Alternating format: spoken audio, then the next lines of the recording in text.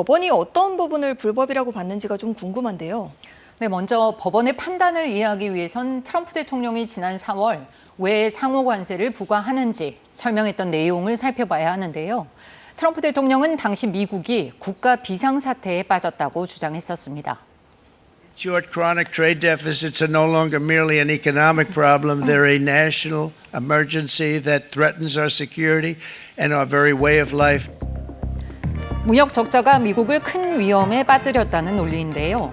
미국엔 국제 비상경제 권한법이라고 국가 안보가 위협받을 때 대통령의 경제적 조치를 할 권한이 있다고 명시한 법이 있습니다. 트럼프 대통령은 국가 비상사태를 먼저 선포하고 이 법의 근거에 관세 부과라는 경제적 조치를 하는 나름의 빌드업을 한 건데요. 이렇게 들어보니 트럼프 대통령도 법을 근거로 관세를 부과한 것 같은데 법원이 어떤 이유에서 불법이라고 판단한 거죠? 근데 결국 쟁점은 대통령의 권한을 어디까지로 보느냐로 압축할 수 있겠습니다. 2심 재판부는 관세 자체를 부과하는 것이 결국 대통령의 권한 밖의 일이라고 판단을 한 건데요. 미국 연방항소법원은 7대4로 보통 관세, 상호 관세를 매긴 것이 대통령 권한을 넘어선 위법한 조치라고 판결했습니다. 앞서 보신 국제비상경제권한법에 따르면 대통령은 국가 비상사태 때 경제적 조치를 할 수 있잖아요. 법원은 대통령이 제재를 할 수는 있다.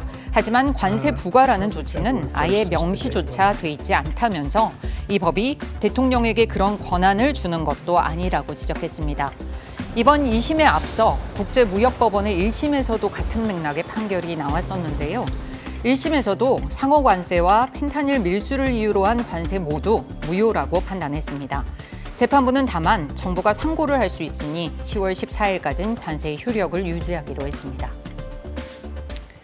당연히 트럼프 대통령의 반발이 예상되는데 어떻습니까?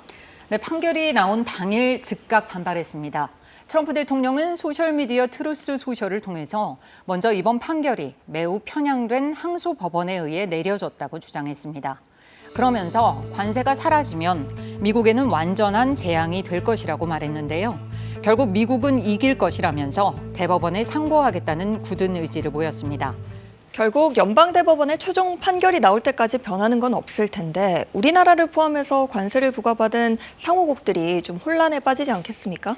네, 그렇습니다. 수천조 원 규모의 세계 무역 시장은 관세가 무효가 될 수 있다는 이야기에 이미 흔들리고 있는데요. 연방 대법원에서 1, 2심과 같이 무효라고 판단해도 혼란, 180도 뒤집어도 혼란은 불가피해 보입니다. 백악관은 이미 연방 대법원에서 판결이 뒤집힐 것이란 희망 섞인 기대를 보이고 있습니다. 9명 정원인 대법원의 구성이 6대3으로 보수 성향 대법관이 절대적 우세를 보이고 있기 때문인데요. 하지만 일각에서는 연방 대법원이 대통령이 권한을 남용하는 것에 대해선 엄격한 입장을 보여왔다는 점에서 관세가 최종적으로 무효로 판정날 것이란 관측이 나오고 있습니다. 관세와 관련한 상고심의 구두 변론은 올해 겨울이나 내년 초에 시작할 것으로 예상되는데요. 이후 대법원의 결정은 그 뒤 몇 주 혹은 몇 달 뒤에 나올 수 있고 그동안 트럼프 행정부의 상호 관세는 유효합니다. 만약 트럼프 관세가 무효라고 최종 판결이 날 경우 그동안 체결한 무역 합의가 뒤집히는 건 물론이고요. 미국 정부가 이미 납부된 수천억 달러, 우리 돈 수백조 원의 관세를 환급해달라는 요구에 시달리게 될 것이라는 예측도 나오고 있습니다.